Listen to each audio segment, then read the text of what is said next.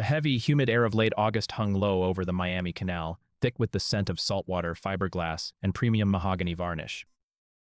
At the edge of the dark water stood the Vance Marine Workshop, a historic, steel-frame boatyard that had survived 4 major hurricanes and 3 decades of economic shifts. Inside the shaded sanctuary of the main dry dock, Captain Walter Vance stood on the teak deck of a half-restored 1960s luxury wooden cruiser. At 68, the former naval shipyard engineer moved with the rigid, calculated precision of a man who measured life in millimeters. His silver hair was cropped close in a military buzz, his forearms were corded with muscle from years of heavy wrench work, and his dark eyes held a sharp, uncompromising clarity. He was carefully running a fine-grit sanding block over the boat's transom, checking the grain for structural perfection. For Walter, these ships weren't luxury toys. They were triumphs of engineering, a legacy built on discipline and sweat. The rhythmic, soothing sound of sanding was abruptly shattered by the deep, aggressive rumble of a high-performance engine echoing down the canal road. Through the massive, open hangar doors of the dry dock, Walter watched a sleek, metallic gold sports car slide to a reckless halt right on the edge of the concrete pier, its custom exhaust spitting a cloud of black smoke into the clean ocean air. Walter didn't put down his sanding block. He didn't blink. He simply leaned against the mahogany railing of the cruiser, his face a hard, unreadable mask as 2 figures stepped out into the blinding Florida heat. Out stepped Tyler Vance, Walter's 26-year-old son. Tyler was dressed in a loud, expensive designer silk shirt, white linen trousers, and sunglasses that flashed with a gold mirror finish. He moved with a nervous, hyperactive energy, his eyes instantly darting toward the heavy machinery and the valuable inventory of teak logs stacked near the back wall. Tyler had spent the last 3 years running through the high-stakes, underground gambling dens of South Beach, completely burning through his trust fund and chasing the hollow prestige of the Miami nightclub elite. Beside him was Jessica, a 30-year-old woman with sharp, predatory eyes hidden behind oversized designer sunglasses. She wore expensive resort wear and carried a massive, monogrammed leather bag. As she stepped into the boatyard, she immediately clicked her tongue in disgust, pointedly lifting the hem of her dress to avoid the light coating of sawdust on the concrete floor. She didn't look at the magnificent craftsmanship of the historic vessels. Her eyes were locked onto the massive waterfront real estate potential of the marina, mentally calculating the developmental value of the commercial dock space. Tyler didn't wait for a greeting. He marched straight into the dry dock, his designer loafers slapping loudly against the concrete floor. "Dad," he called out, his voice going sharply against the steel rafters, carrying a desperate, artificial warmth. He reached out as if to offer a hug, but caught his father's freezing gaze and quickly dropped his arms, shoving his hands into his pockets instead. "Look, I know we haven't spoken since the New Year disaster, but I've had a massive wake-up call. I'm completely done with the beach crowd. I want to come back to the yard, clean up my act, and actually learn the trade from the master. It's time I took my rightful place in Vance Marine." Jessica stepped up right behind him, flashing a brilliant, synthetic smile that didn't reach her cold eyes. "It's so wonderful to finally meet you, Captain Vance. Tyler talks about this workshop constantly. We thought the best way to show his commitment was to pack up our apartment in the city and move into the old marina house for the season. Family needs to stick together when times get tough." Walter slowly lowered his sanding block, placing it neatly on a clean workbench beside his naval deployment medals displayed in a glass case. The warm Atlantic breeze blowing off the canal did absolutely nothing to melt the sudden, freezing caution that settled into his bones. He looked at his son, then at the calculating woman standing beside him.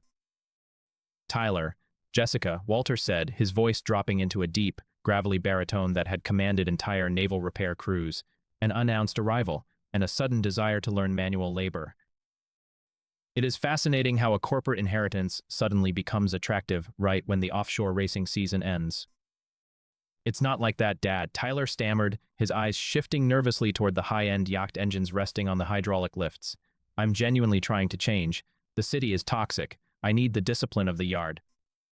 Jessica agreed to help me manage the administrative side, handle the digital manifests, streamline the corporate billing. We can scale this place up, modernize the brand. "Modernize," Walter repeated the word under his breath, the concept sounding like cheap plastic in his mind. He looked at his son, searching for a single trace of the young boy who used to sit on his shoulders in the dry dock, proudly holding a brass compass and practicing navigation coordinates. That boy was long gone, buried beneath thousands of dollars of gambling debts and the manipulative training of the South Beach underworld. We brought all our administrative gear, Captain, Jessica added, tapping her monogrammed bag. We can set up a mobile corporate office in the main house tonight. We just want to make sure your financial legacy is secured for the future. Walter smiled, a slow, iron-hard crinkle around the edges of his eyes that had signaled the immediate termination of civilian contractors back during his naval career. It was a look that made Jessica's synthetic smile falter for a microsecond, a sudden, instinctive flash of alarm warning her that the old engineer wasn't nearly as vulnerable or easily fooled as Tyler had promised, but her deep, unearned arrogance quickly smoothed over the hesitation. Of course, Walter said smoothly, gesturing toward the historic two-story wooden cottage sitting at the northern edge of the pier. Go ahead and unpack your gear in the guest wing. Let's see exactly what kind of discipline you brought back from the city. As Tyler and Jessica turned and walked toward the cottage, their hushed, intense arguments about real estate zoning laws, land developers, and debt liquidators drifting back across the concrete pier, Walter stepped back into the shadow of the dry dock. He slid his hand into the pocket of his heavy leather work vest, his thumb pressing the side button of his smartphone. The secure digital audio recording application had been activated the precise second the gold sports car had breached his marina gates. Every whisper, every corporate demand, and every deceptive promise was now being logged in high-definition audio. Walter walked to the edge of the dock, looking out at the dark canal water as a line of heavy storm clouds began to gather on the Miami horizon. The first 20 minutes of this family reunion had been exceptionally educational. His son and his predatory girlfriend hadn't come to save the legacy. They had come to butcher the shipyard to pay off a debt, believing an isolated, aging veteran would be an easy target to blindside. Walter turned back to the mahogany cruiser, his jaw setting like case-hardened steel.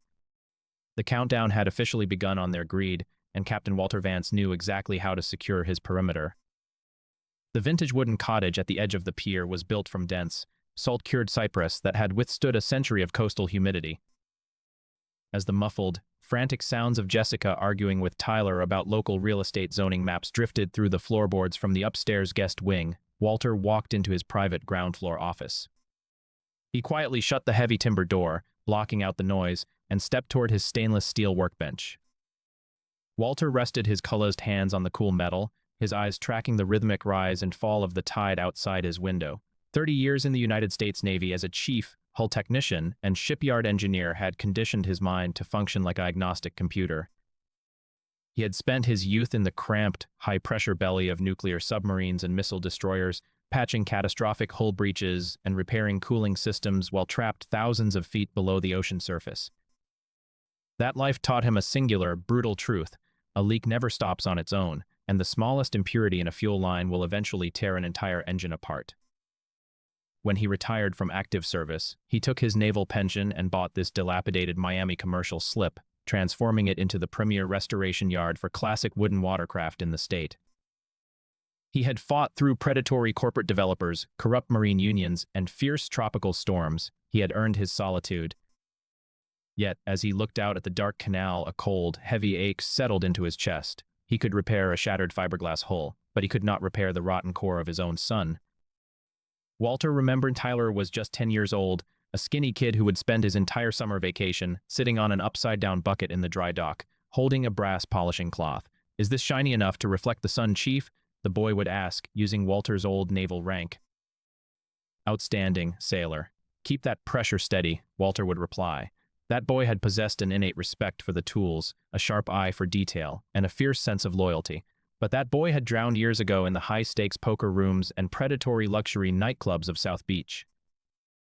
Tyler had allowed himself to be filed down, his discipline eroded by an addiction to easy money and the manipulative guidance of Jessica, a woman who treated people like short-term investments to be liquidated. The definitive, chilling realization of his family's betrayal had hit Walter exactly 3 weeks ago, on a quiet Sunday afternoon. Tyler had left his luxury laptop open on the workshop counter while he went to grab lunch in town. A string of urgent encrypted messaging notifications had lit up the screen. Walter, intending to close the laptop, accidentally caught sight of a digitized contract template titled Vance Marine Commercial Land Sale Non-Disclosure Agreement. He had scrolled down the document, his heart slowing into a dangerous, calculated rhythm. The contract was a prearranged, multi-million-dollar deal with a ruthless Miami high-rise developer named Vanguard Group. The terms were explicit. Tyler had already signed a preliminary intent-to-sell document as a future corporate beneficiary, promising to deliver the absolute deed of the waterfront property within 90 days. In exchange, the developers had already advanced Tyler a $40,000 cash loan to temporarily freeze his outstanding debts with a violent underground gambling syndicate operating out of the Miami docks. Walter had closed the laptop, stepping back into the shadow of the dry dock as a freezing clarity washed over him.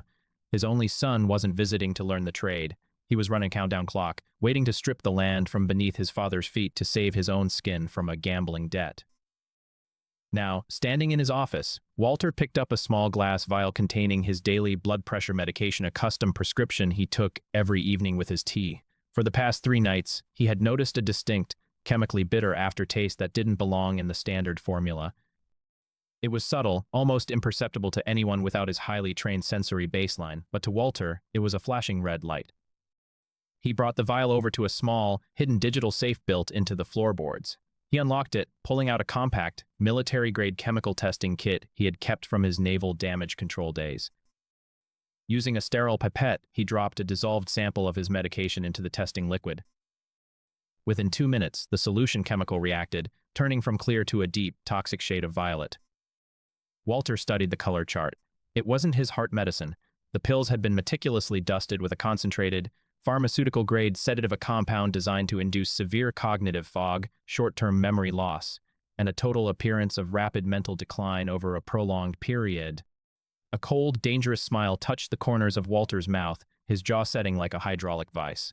Jessica was the one who insisted on preparing his evening tea since they arrived. She was systematically poisoning his system, trying to artificially manufacture the symptoms of an aging, senile veteran so they could legally bypass his authority and execute the land sale before the developer's 90-day deadline expired. He carefully locked the testing kit away, replaced the poison pills in his medicine cabinet with an identical set of untreated placebo vitamins he had prepared, and sat down at his secure computer terminal. He opened an encrypted data link transmitted by Carla Summers, the private investigator he had quietly retained the moment he found the contract on the workshop counter. The screen illuminated his face with a cascade of red numbers, verified bank statements showing Tyler's personal accounts were entirely frozen, court orders for immediate vehicle repossession on the gold sports car, and a chilling file on Jessica's past revealing she had served 2 years of corporate probation in Broward County for a similar financial exploitation scheme involving a wealthy real estate investor. They thought they were dealing with an isolated, fragile old man who would blindly swallow their poison and sign their contracts in a daze. They had absolutely no concept of the tactical machine they had just walked into. Walter closed the laptop, slid his phone back into his work vest to ensure the audio feed from the guest wing was still recording, and walked out toward the dry dock. The leak in his family had been identified, the structural impurities were mapped, and Captain Walter Vance was about to execute a complete, devastating containment protocol. The humidity in Miami broke on the 3rd week of September, replaced by the violent, oppressive atmospheric pressure of a tropical depression moving rapidly up the Atlantic coast. The sky turned the color of a bruised iris, and the wind began to howl through the steel beams of the dry dock, whipping the dark canal water into a chaotic frothing lather. Inside the main house, the tension had reached an identical, suffocating peak. For 14 days, Walter had played his role to perfection. Every evening he allowed Jessica to hand him his mug of tea, and every evening he waited until her back was turned to pour the sedated liquid down the workshop drain, replacing it with pure water. He feigned slight lapses in memory, walked with a deliberate, heavy slowness, and allowed a blank, unfocused look to cross his face whenever Tyler discussed the financial strain on the boatyard. He watched them blossom with a sickening, arrogant confidence, believing their slow-acting poison was systematically turning a proud naval veteran into a compliant vegetable. The trap slammed shut on a Thursday evening as the outer bands of the tropical storm officially reached the coast. Sheet rain hammered against the cypress walls of the cottage, the violent vibrations rattling the glass display cases of Walter's naval medals. Walter sat in his heavy leather armchair by the darkened window, a cold cup of tea in his lap. The door to his office swung open without a knock. Tyler stepped into the room, flanked closely by Jessica. Behind them stood a tall, broad-shouldered man in a damp, expensive trench coat. Vance Sterling, a corrupt corporate notary who specialized in high-stakes, off-the-books land liquidations for the Vanguard Group. Dad, Tyler said, his voice carrying a manic, hyperactive edge that was completely amplified by the roaring wind outside. He didn't look his father in the eye. Instead, he stepped straight to the desk and opened a sleek leather portfolio, revealing a thick stack of legal documents. We need to handle an emergency administrative matter right now. The storm is going to halt operations for a week, and the bank is threatening to pull our primary commercial credit line due to structural liabilities. I need you to sign these corporate restructuring waivers so I can authorize an immediate capital injection. Jessica stepped up to the side of the chair, her hand resting heavily on Walter's shoulder. Her touch made his skin crawl, but he kept his muscles completely slack. It's the best thing for your health, Captain Vance, she murmured, her voice dripping with that synthetic, predatory warmth. You've been looking so tired lately, so incredibly forgetful. Let Tyler take the burden of the logistics off your shoulders. Just sign the management transfer, and we can all rest easy. Walter looked up at his son, his eyes deliberately glazed over, letting his jaw hang slightly loose to mimic the severe cognitive fog they expected. Restructuring? Walter mumbled, his voice gravelly and slow. The credit line, I built that fleet, Tyler. The ships are taken care of, Dad. Tyler snapped, his patience snapping under the pressure of his ticking 90-day deadline with the gambling syndicate. He shoved a heavy, silver designer pen into Walter's closed hand, physically forcing his fingers around the barrel. Don't overthink it. Just sign at the bottom of page 14, right above the corporate seal. Do it now. Vance Sterling, the corrupt notary, stepped forward, opening his official stamp kit with a cold, professional detachment. Mr. Vance, as an officer of the state, I need you to acknowledge that you are executing this asset transfer of your own free will. Walter looked down at the paper. It wasn't a restructuring waiver. It was a total, unconditional deed of gift and corporate power of attorney, transferring 100% of the Vance Marine waterfront real estate and proprietary hull designs to a shell corporation managed exclusively by Tyler and Jessica. My free will, Walter repeated the words in a hollow whisper. He raised the pen, his hand shaking with a perfectly choreographed tremor, lowering the nib until it was barely a millimeter above the white paper.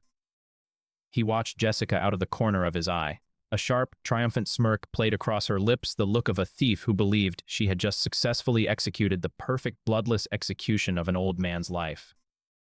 Walter set the pen down flat on the desk. He stood up from his chair. The simulated tremor in his hands vanished instantly. His posture snapped back into the rigid, imposing alignment of a military commander. The glazed look in his dark eyes evaporated, replaced by a freezing, lethal clarity that made Tyler instantly take 2 steps back, his heel catching on the edge of the rug. The wind is blowing at 45 knots from the northeast, Tyler, Walter said, his voice dropping into a deep, booming baritone that completely overrode the sound of the storm hammering the roof. And the tide is turning. I suggest you 3 get comfortable, because the Maritime Court of Inquiry is officially in session. The storm continued to rage outside, but inside Walter's office, the atmosphere had turned into a suffocating, pressurized vacuum. Tyler stood paralyzed against the wall, his chest heaving as his survival instincts finally realized that the old lion hadn't been poisoned at all. What the hell is this? Jessica hissed, her synthetic veneer shattering completely as she glared at Tyler, then back at Walter. You said the old man was half dead on his medication. You said he wouldn't even remember his own name by the 3rd week. He lied to you, Jessica, Walter said smoothly, stepping around his desk with a measured, predatory stride. Just like he lied to his gambling partners on the South Beach docks. He told you I was an easy target. He didn't tell you that a chief hull technician knows exactly how to identify a chemical leak before it corrupts the entire system. Before Tyler could forge an excuse, Walter reached into the pocket of his leather work vest. He didn't pull out a weapon. He pulled out a small, metallic digital receiver and laid it flat on the desk. He pressed the playback button. The ambient speaker instantly filled the room with high-definition audio, the unmistakable sound of Jessica's voice recorded from the upstairs guest wing just 3 nights prior. Once the old man signs the power of attorney in his days, we wire the Vanguard Group their confirmation. We take the $40,000 to clear your debts with the dock syndicate, pack the rest into an offshore account in Grand Cayman, and leave this garbage boatyard to the bulldozers. Let him try to sue us from a state asylum. The sound of her own voice planning a criminal conspiracy hung in the air like heavy, toxic gas. Vance Sterling, the notary, took one look at the recording device, immediately closed his official stamp book, and pulled his trench coat tightly around his chest. This meeting is compromised. Sterling said, his voice flat with immediate self-preservation. I was brought in under the impression that this was a standard familial estate execution. I have no intention of being dragged into a federal wire fraud and elder exploitation indictment. Find another rubber stamp. You're not going anywhere, Mr. Sterling. Marcus Reynolds' voice cut through the tension from the shadowed doorway of the adjoining room. The legendary defense attorney stepped into the office light, flanked by Carla Summers.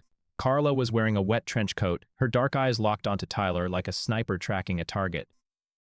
Under Florida's adult protective statutes, submitting fabricated legal transfers under the influence of chemical coercion constitutes a Class 3 felony, Marcus explained aggressively, placing his briefcase on the table and snapping the locks. Mr. Sterling, if you attempt to leave this facility before the authorities arrive, you will be processed as an active co-conspirator in a premeditated financial enterprise. Carla Summers stepped forward, dropping a thick, water-resistant manila folder onto the desk right over the unsigned contracts. She opened it, spreading a sequence of high-resolution digital logs across the wood. Let's talk about the Vanguard Group, Tyler, Carla said, her voice chillingly calm. I've been tracking your digital footprint since the hour you breached these gates. Your short-term bridge loan from the developers wasn't a corporate advance. It was an illegal, uncollateralized line of credit tied directly to an identity fraud scheme using your father's forged naval retirement credentials. The FBI's Financial Crimes Division in Miami has been monitoring the transfer since yesterday morning. Tyler sank onto the edge of the sofa, his head dropping into his hands as his shoulders began to shake. The reality of his complete, total ruin was settling into his bones. Dad, he choked out, his voice cracking. They're going to kill me. The syndicate. If I don't deliver the land deed to the Vanguard Group by next week, they're going to put me in the canal. I had no choice. Jessica said this was the only way out. There is always a choice, Tyler, Walter said, walking up to his son and looking down at him with an expression of profound, freezing sorrow. You chose to bring a predator into my home. You chose to dust my daily medication with a sedative that could have caused a fatal cardiac arrest given my blood pressure condition. You chose to sign away the land your mother died protecting. Jessica stepped forward, her eyes narrowing into slits of pure, desperate venom. You have nothing but recordings, old man. We haven't filed a single paper with the land registry. We haven't taken a single dollar from your accounts. You can't evict us during a state-declared tropical storm emergency, and you certainly can't prove a damn thing in front of a Miami judge without a protracted civil trial. We'll tie this yard up in litigation until your heart actually does fail. She still believed she could find a legal loophole in the storm. She still believed she was the smartest predator in the room. I don't need a civil trial of breach in my own bulkhead, ma'am, Walter said, a cold, dangerous smile finally breaking across his face. He turned toward the office window, which looked out directly into the massive, flooded hangar of the main dry dock. He reached over to the wall console and flipped a heavy, industrial breaker switch. Instantly, the massive, high-powered stadium floodlights of the Vance Marine Workshop flared to life, illuminating the entire concrete pier and the dry dock basin through the driving rain. Standing directly outside the cottage door, lined up in perfect, military precision beneath the overhang of the steel hangar, were 4 marked vehicles from the Miami-Dade County Sheriff's Department and the United States Coast Guard Criminal Investigative Service. A dozen armed officers, wearing heavy weather gear, were already moving across the concrete pier, their tactical lights cutting through the sheet rain. The tactical perimeter is secure, Jessica, Walter whispered, his jaw setting like case-hardened iron. The sheriff has the chemical report on the tea samples Carla gathered from the drain. The Coast Guard has the federal wire fraud warrant. The storm didn't block the authorities out, it locked you inside my cage. Storm that battered the Miami coastline eventually receded into the Atlantic, leaving behind a thick, suffocating humidity and a mountain of legal debris. While Tyler and Jessica remained holed up in the upstairs guest wing, temporarily shielded by a frantic flurry of emergency procedural motions filed by a high-priced, unscrupulous defense firm they had hired with their remaining credit lines, the Vance Marine Workshop became a silent, pressurized battlefield. They had successfully delayed the immediate execution of the criminal arrest warrants through a technicality regarding the jurisdiction of the chemical evidence gathered during the storm, digging their heels into the property like parasites on a wooden hull. Walter sat at his office desk on the first clear morning of October, studying a formal cease and desist letter delivered by Tyler's new representation. "They're playing for time, Walter," Marcus Reynolds explained over a secure, encrypted video link from his downtown Miami office. "Because you legally allowed them to reside in the cottage and handle administrative tasks. The local housing and commercial statutes treat them as corporate tenants under a constructive oral lease. The sheriff cannot physically drag them past the gate until we obtain a formal order of ejectment from a circuit judge. In this district, with the current backlog of maritime and commercial property disputes, that process could take weeks." "Christian, excuse me, Tyler's lawyers will use every procedural stall tactic in the book to keep them on your land until their 90-day Vanguard deadline expires." "Weeks?" Walter's fingers tightened around his coffee mug, the ceramic groaning under the pressure of his grip. He looked out the window at the sleek, gold sports car still parked defiantly on his pier. The thought of sharing the air with the people who had systematically poisoned his daily medication made his blood simmer, but as the frustration threatened to breach his composure, his old naval damage control training took over. If the slow wheels of the bureaucracy prevented him from cutting them out of his structure immediately, he would simply turn the environment into a living hell. He would starve them of every comfort, utility, and resource until their perimeter collapsed from within. The industrial blockade began at exactly noon. Walter walked out to the main mechanical bay behind the dry dock, carrying a heavy-duty set of lockout-tagout equipment. He bypassed the main residential breaker panels and personally disconnected the dedicated high-speed fiber optic data feed and the satellite communication arrays leading to the upstairs guest quarters. He officially labeled the shutdown on the company ledger under the guise of an emergency electrical safety audit. When Jessica marched into the dry dock an hour later, her designer sunglasses pushed up into her hair, her face contorted with a mixture of rage and anxiety, Walter was calmly running a micrometer over a newly machined propeller shaft. "What do you think you're doing, Walter?" Jessica hissed, slamming her monogrammed leather bag onto a clean workbench. "The wireless network is completely down, and our corporate server line is entirely dark. Tyler has a critical financing call with his real estate backers in San Francisco in 10 minutes. Walter didn't raise his head from his instrument. He turned the adjustments dial on the micrometer with a steady, practiced click. "Operational austerity measures, Jessica," he replied, his voice dropping into a flat, icy baritone. "I am an old, retired veteran managing a delicate, independent marine maintenance facility. With the winter refit season approaching, I must fiercely prioritize my core mechanical resources. High-speed, commercial data streaming is an administrative luxury this workshop can no longer afford to subsidize for non-operational house guests." "Austerity?" Jessica practically shrieked, her voice echoing off the corrugated steel roof. "You own 300 yards of prime, deep-water commercial frontage in the heart of Miami. You have millions in proprietary military hull designs. Don't play the broke mechanic with me. And I intend to protect every square inch of that legacy until the day I am buried," Walter said, finally lifting his dark, piercing eyes to lock onto hers. "Unlike the crowd you run with on South Beach, Jessica, I actually know how to manage." The look of unadulterated, suffocating fury on her face was worth every second of the ordeal. Next came the total rationing of the estate's domestic survival resources. Walter systematically cleared out the commercial double-doored refrigerator in the main kitchen, transferring his personal provisions to a heavy-duty, reinforced steel locker in the machine shop secured by a heavy brass padlock.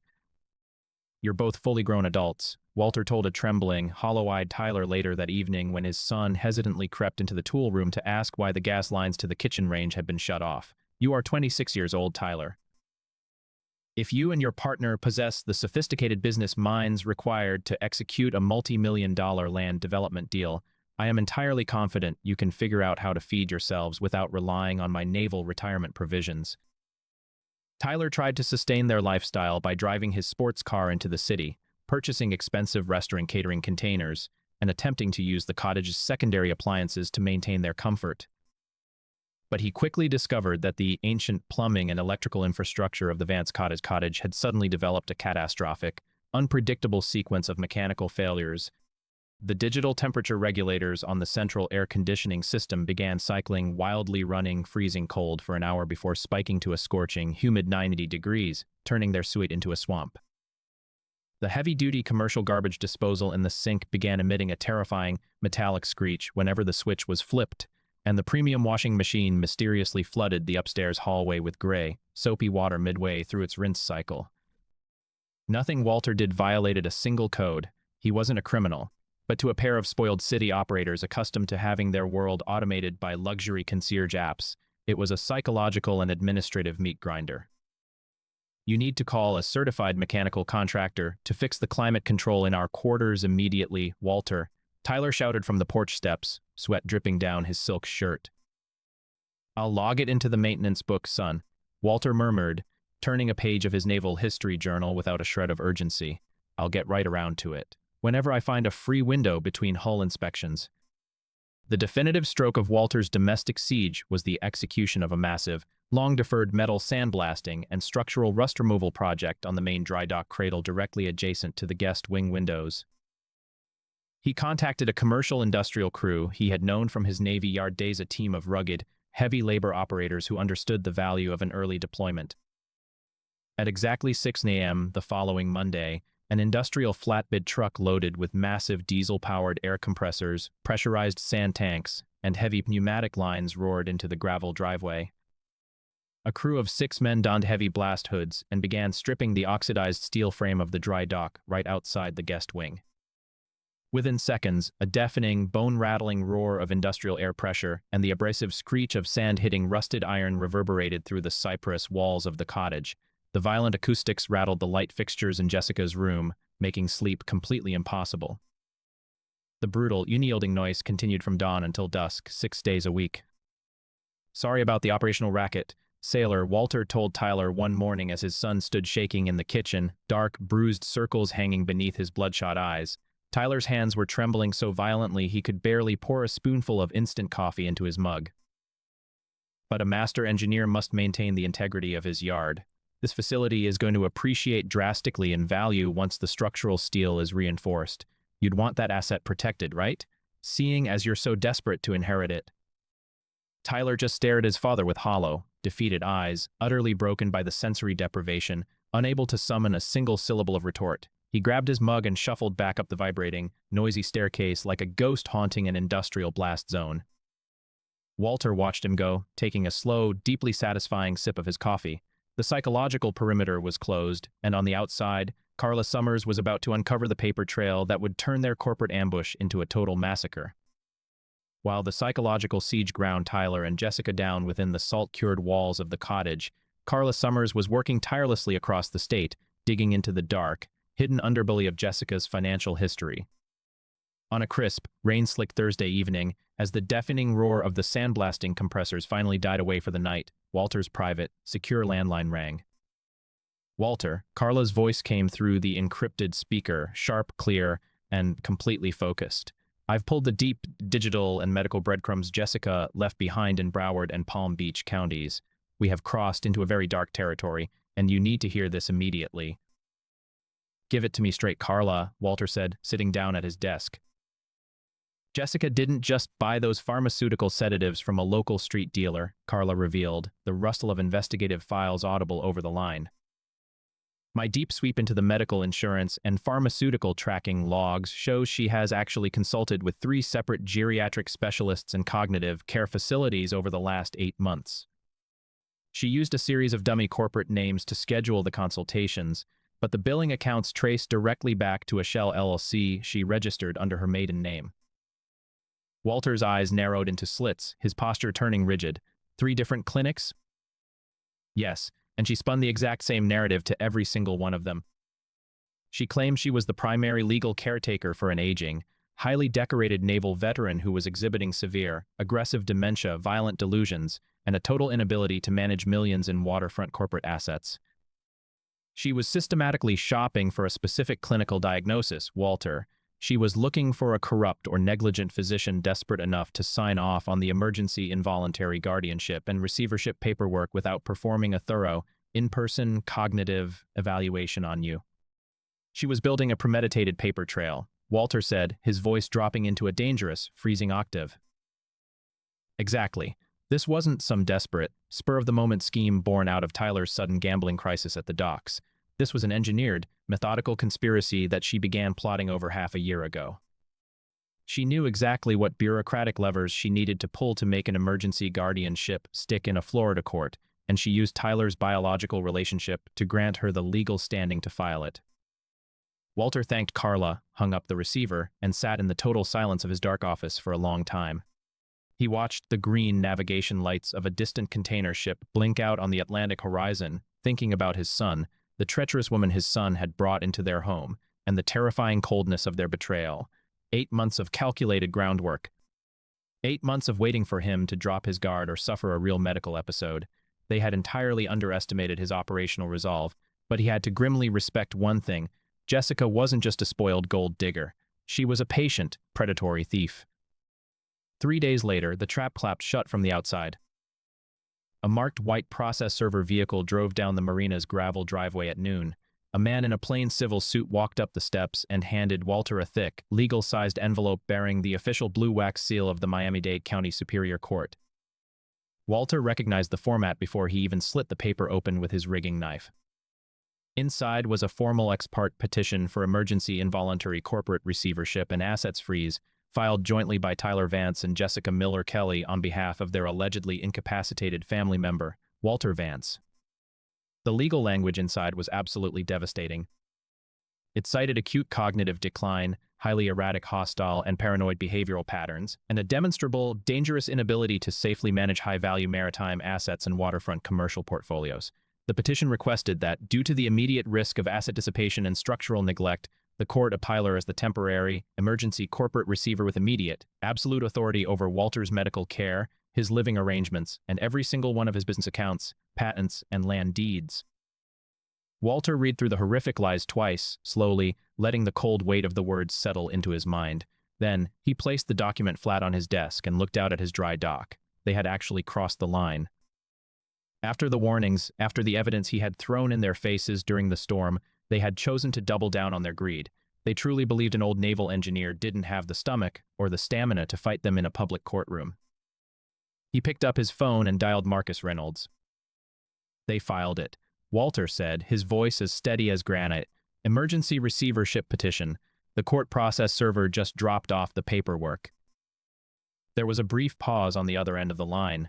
When Marcus spoke, his tone wasn't panicked. It was sharp and predatory. Good.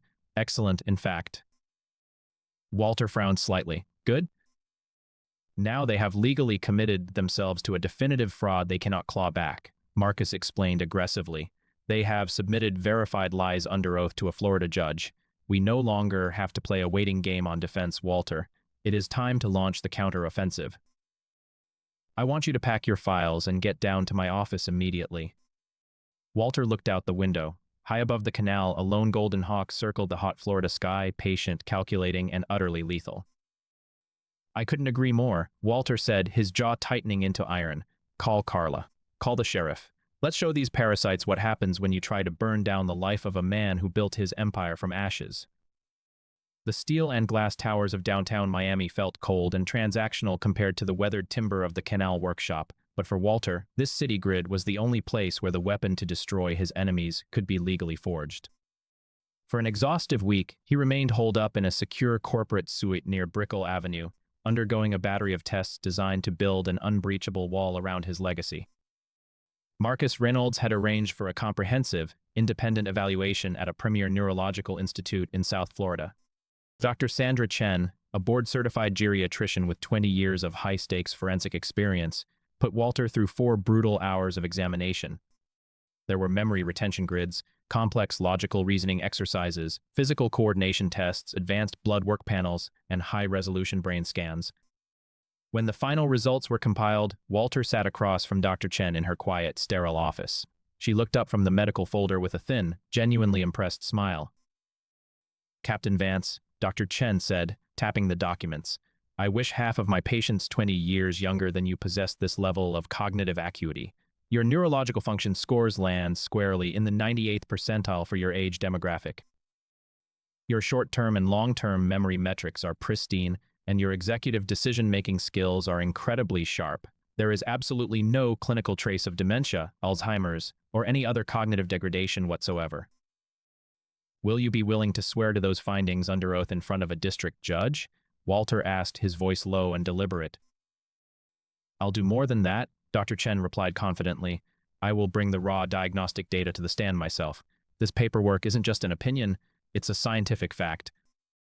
Walter walked out of the clinic feeling a profound sense of relief, but the war was only half won. While he was securing his medical fortress, Carla Summers had been tracking an entirely different paper trail, one that would turn their defense into a lethal criminal prosecution.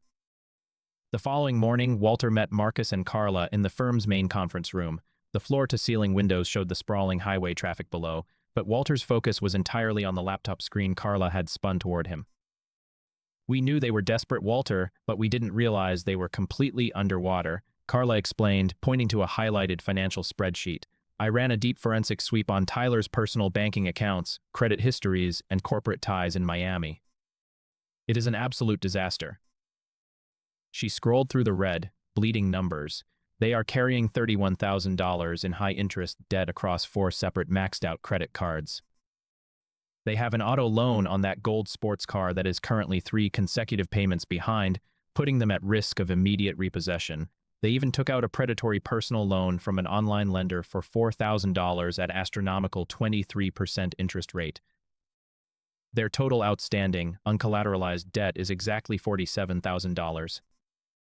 Walter let out a low, grim whistle. They aren't just greedy, they're drowning. It gets even tighter, Carla continued, switching tabs to a legal notice. Their high-end apartment lease in South Beach. They haven't paid a single dollar of rent in 2 months. Their landlord filed a formal eviction notice in housing court just last week. They are on the verge of being thrown onto the street. Suddenly, the frantic, aggressive arrival at the boatyard made absolute, chilling sense. This wasn't an organized corporate expansion. It was a desperate, chaotic survival play. They had burned through every safety net they possessed, and they were clinging to Walter's $5 million waterfront real estate like a life raft in a hurricane. Marcus Reynolds nodded grimly, tapping his pen against the oak table. This gives us a definitive motive to present to Judge Catherine Holloway. It completely transforms their narrative of filial concern into a calculated, desperate scheme to commit massive financial fraud. What is our immediate legal move, Marcus? Walter asked, his jaw tightening. We aren't just filing an opposition to their temporary receivership request, Marcus said, a cold, predatory smile spreading across his face. We are filing a massive counterpetition. We are going on a full criminal offensive. We are alleging malicious harassment, civil conspiracy, and the attempted exploitation of an at-risk elderly adult, which, under Florida Penal Code, is a Class 3 felony. We are demanding a permanent injunction, immediate eviction from your property, and a total referral of the case file to the county sheriff for criminal prosecution. Walter looked at the stack of documents, the medical clearance from Dr. Chen, and the financial ruin of his only son. He felt the phantom scent of sawdust and oil in his nose, the old instinct that told him a compromised hull was about to buckle under the pressure. File it, Walter said, standing up and adjusting his leather work vest. Let's head back to the canal. The hearing is in 3 days, and I want to be sitting at that table when they realize the ground has completely opened up beneath their feet. The morning of the emergency hearing arrived under a heavy, charcoal-gray Florida sky, the distant rumble of summer thunder echoing over the Miami canals like artillery fire. Walter sat quietly at the plaintiff's table inside the Miami-Dade County Superior Court, his hands clasped over the polished wood. Marcus Reynolds sat to his right, his eyes scanning the courtroom with cold precision. Behind them, across the aisle, sat Jessica and Tyler. Jessica was dressed in a sharp designer suit, her face a rigid mask of unyielding confidence. She still believed she held the upper hand, whispering aggressively into the ear of her newly hired attorney Randall Morgan, a polished, expensive litigator known in South Florida for executing brutal, high-stakes asset liquidations. Tyler sat beside her, staring blankly at his own hands, his face pale, sweating, and entirely devoid of life. Judge Catherine Holloway presided over the bench. She was a silver-haired woman in her late 60s, known throughout the state for her razor-sharp legal mind and her absolute intolerance for courtroom theatrics. She adjusted her glasses, peering down at the thick stacks of filings before her. We are here today to hear the matter of the emergency petition for involuntary corporate receivership filed against Vance Marine LLC, Judge Holloway began, her voice echoing clearly through the silent room. Mr. Morgan, as counsel for the petitioners, you have the floor. State your case for immediate asset freeze and temporary management transfer. Randall Morgan rose smoothly, buttoning his jacket with practiced grace. Thank you, Your Honor. My clients, Tyler Vance and Jessica Miller Kelly, have taken this incredibly difficult step out of profound, painful necessity. Over the past 6 months, they have witnessed a severe, erratic degradation in Captain Walter Vance's cognitive abilities. He has exhibited extreme paranoia, cutting off vital digital utilities, isolating himself from his family, and demonstrating a dangerous, unstable approach to managing a multi-million-dollar maritime estate. We believe it is in the absolute best interest of the corporation to freeze all financial accounts immediately until a temporary receiver can secure the business. Your Honor, Marcus Reynolds interrupted, rising calmly from his chair before Morgan could even take his seat. Before opposing counsel continues his narrative, I would like to submit a comprehensive medical evaluation that completely and fundamentally hollows out the entire basis of their petition. Judge Holloway raised an eyebrow. Present it, Mr. Reynolds. Marcus stepped forward, handing copies of Dr. Sandra Chen's forensic neurological report to the judge and a visibly startled Randall Morgan. This is a full cognitive assessment conducted less than 72 hours ago by Dr. Sandra Chen, one of the top geriatric specialists in the state. Her clinical findings are absolute. My client's cognitive function ranks in the 98th percentile for his age group. His memory, reasoning, and executive faculties are flawless. There is zero evidence of dementia or impairment. This petition is not based on medical concern, Your Honor. It is based on a calculated lie. The color visibly drained from Randall Morgan's face as he scrambled to scan the data pages. Jessica sat up straight, her eyes widening in sudden, manic panic. This is highly irregular, Your Honor, Morgan stammered, his polished demeanor fracturing. We have had no adequate opportunity to review this independent report or challenge its methodology. The report was officially filed into the court registry yesterday afternoon, Mr. Morgan, Judge Holloway said, her tone dripping with ice. Perhaps you should have spent less time preparing your opening remarks and more time reviewing the docket. Dr. Chen's credentials in this circuit are absolutely impeccable. Her methodology is flawless. Unless you have a counter-evaluation from a licensed physician who has actually examined Mr. Vance in person, I am inclined to accept these findings as absolute truth. Your Honor, my clients acted in absolute good faith based on behavioral observations. Morgan attempted to salvage the argument, but Marcus Reynolds pressed forward like a freight train. Good faith, Mr. Morgan? Marcus countered loudly, turning to face the defense table. Let the record show our counterpetition. We have submitted verified financial records proving that the petitioners are currently facing immediate eviction from their home, drowning in over $47,000 of high-interest debt, and are facing total financial ruin. Furthermore, we have submitted digital logs proving that Ms. Miller Kelly spent the last 6 months doctor shopping across Florida, attempting to manufacture a fraudulent dementia diagnosis for financial gain. Most egregiously, the state labs have verified that my client's daily medication was actively dusted with pharmaceutical sedatives while under the petitioner's roof. This wasn't an act of good faith. This was a calculated, criminal attempt to exploit an at-risk elderly adult and extort a historic estate, a Class 3 felony. The courtroom fell into an absolute, suffocating silence. The weight of the legal evidence shattered whatever composure Jessica had left. She leaned forward, her face contorting with rage, and hissed a string of frantic, panicked curses at her attorney. Randall Morgan looked at the medical data, then at the financial records, and finally at his own client. He realized within a fraction of a second that he had been brought into a legal suicide mission. Your Honor, Morgan said quickly, raising his hands in a defensive gesture. My firm was retained under the explicit representation that these claims were medically verified by the family. If there has been any misrepresentation or withholding of material facts by my clients regarding their financial motives or medical history, I had absolutely no prior knowledge of it. I acted entirely in reliance on what Ms. Miller Kelly provided. He was throwing Jessica under the bus, completely and systematically, right in open court. Jessica stood up violently, her chair scraping loudly against the floor. That is a lie. You told me you could make this work. You said we could freeze his accounts within a week. This is ridiculous. We are his family.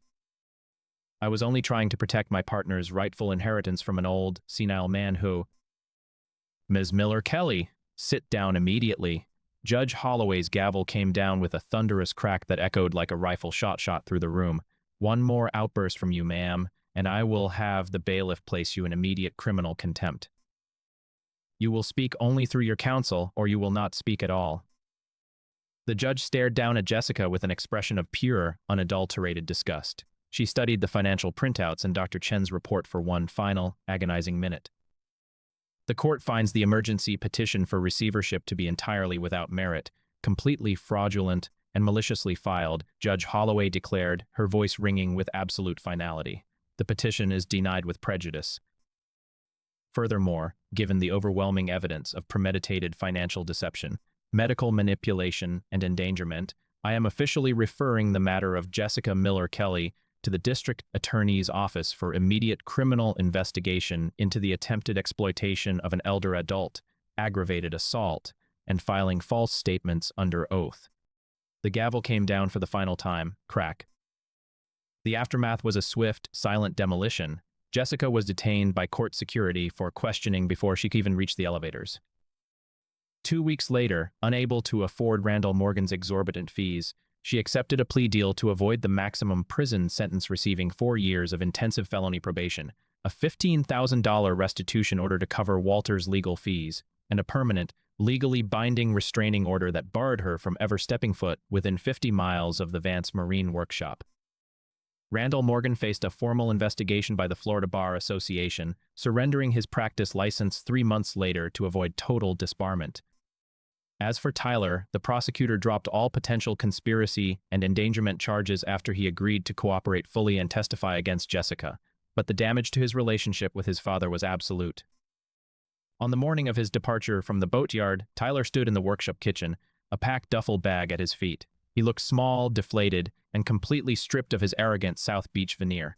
He stared out the window at the canal, his hands trembling as he held a cold cup of coffee. "The car is packed, Dad," Tyler murmured, not turning around. I'm heading back to the city. The apartment is gone, but I found a small room to rent near the industrial port. I talked to a local commercial shipping yard. I'm starting as a night shift logistics dispatcher next Monday. Pushing crates, managing manifests, starting from the bottom. Good, Walter said, his voice quiet, steady, and devoid of the old warmth, yet lacking any remaining anger. Tyler finally turned around, his eyes red-rimmed and filled with a desperate, heavy sorrow. Do you think there's any chance for us? For a relationship? Down the road? Walter looked at his son, really looked at him. The boy who used to sit on his shoulders in the dry dock, proudly holding a brass compass, was buried deep beneath the wreckage of the last 3 years. The door isn't locked forever, Tyler, Walter said deliberately. I told you that before, but you need to earn your way back into this family.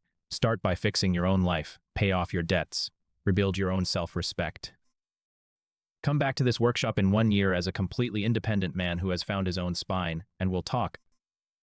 Tyler nodded slowly, a single tear cutting through the dust on his cheek. 1 year. I'll prove it to you, Dad. Thank you for not giving up on me completely.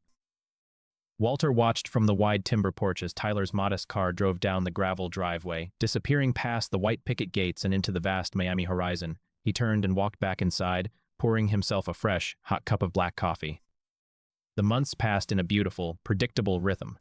Summer bled into a crisp, breezy autumn, and the water of the canal settled into a calm, glassy reflection under the clear Florida sky.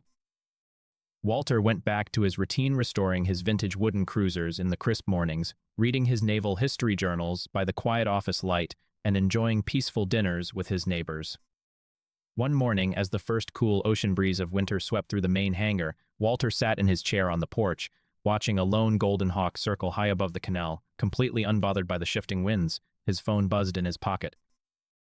It was a text from Vivian, the neighbor from down the waterfront, making that slow-roasted fish recipe you loved tonight. Dinner at 6. Don't be late. Walter smiled, his fingers typing out a swift reply. Wouldn't miss it for the world. I'll bring the good whiskey. He slid the phone back into his vest, leaning back against the sturdy cypress walls of his home. He looked out at the rolling water, his boats, his land, his life, everything he had spent a lifetime building, and everything he had possessed the iron will to protect. The structure had taken a hit, the smoke had cleared, but the hull remained